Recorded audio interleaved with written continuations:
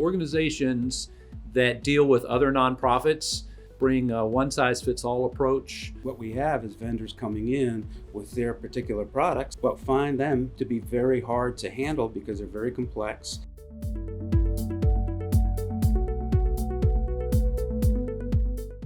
One of the great things about Tech Impact is their ability to say, we could help you find what the nonprofits really need to help us in our compliance areas, in our security initiative areas, and even some of the more advanced stuff in pen testing and things like that.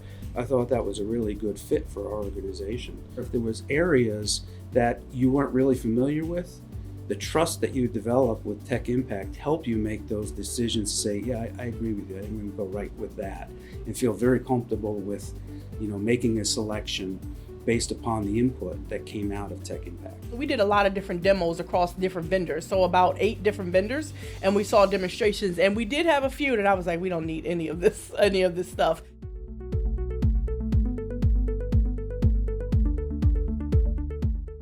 Tech Impact made it really easy because they gave us a spreadsheet of pros and cons of all of them, which ones had the most kind of bang for your buck. One thing that sets them apart is that they came in and they asked the teams all different kinds of questions. They showed the teams different kind of demonstrations to really hone in on what kind of technology they thought would be beneficial in the warehouse. It was really neat to see that after we explained to Tech Impact that we have this 4 teams by teams culture, that they, adhere to it, and they went in and they talked to the teams, and it was really phenomenal, and our teams really liked engaging with them. So I see that relationship continuing to develop as the warehouse opens and grows down the line. Not every nonprofit is lucky enough to have dedicated technology staff, and when they do, we often feel isolated.